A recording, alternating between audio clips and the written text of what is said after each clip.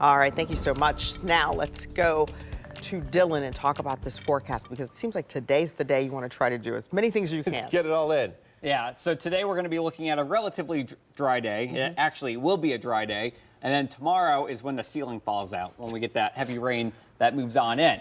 And I know many of you are probably heading off to Cincinnati for the Kenny Chesney concert tomorrow at 6 p.m. at the stadium there in the city. Well, unfortunately, we are going to be tracking some heavy downpours here for the tailgating. I do think by the time that he gets on the stage around 8, 9 o'clock at night, the weather will be pushing on out of here. So the concert itself will be dry, tailgating not dry. So kind of keep that in mind as we go through the next couple of days. Out there today, you can see that we have a few high thin clouds moving on in. 62 degrees is the current temperature.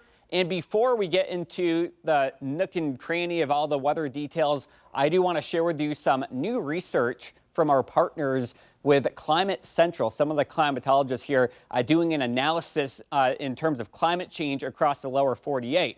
And this new data that we have is basically showing you where we are seeing more heat waves here over the past several decades. You'll notice that as we go from the 1970s to 2014, 2023, we're seeing more heat waves here further down to the south and out towards the western part of the country. One of the reasons is because we're seeing a combination of more hot nights followed by hot days. If you have a hot day, normally the risk of heat illness is low because you get relief at night, but we're seeing more combination of hot days followed by hot nights. So you don't get that relief at night, and that's what we're seeing here with some cases an average increase of 10 days per year with hot nights following a hot day.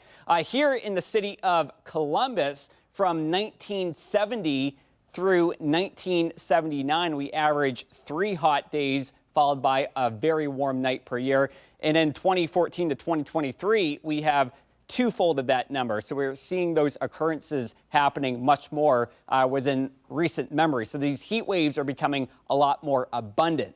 Rainfall so far this month, normally rain helps to cool us off.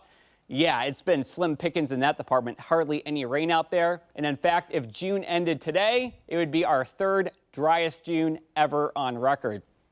As we look here at the next couple of days, tomorrow we have a line of showers and storms forming. We may get a few pop-up showers throughout the morning hours, but it's more so going to be the afternoon and evening. The time here is at 2:30 p.m. and you can see along I-70 we have that line of showers and storms that starts to really develop. There's Zanesville right there. There's Nelsonville. You can see that line forming near Circleville, and this line is going to be pushing off to the east. There could be a few embedded severe storms with large hail and gusty winds throughout the day on Saturday. By 9 o'clock, though, that's going to push off to the southeast. Will be drying up just in time for Sunday.